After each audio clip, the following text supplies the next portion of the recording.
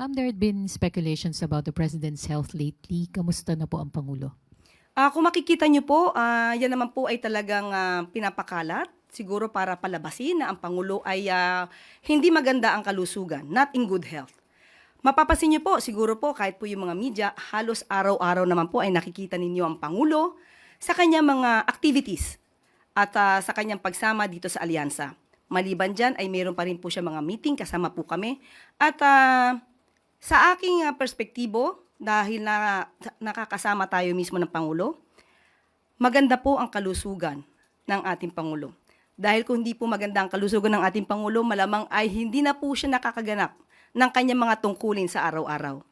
At ang aking pakiusap lamang po sa mga fake news peddlers, wag niyo pong gawan ng kwento ang Pangulo patungkol sa kanyang kalusugan. Hindi po yan maganda para sa ating bansa.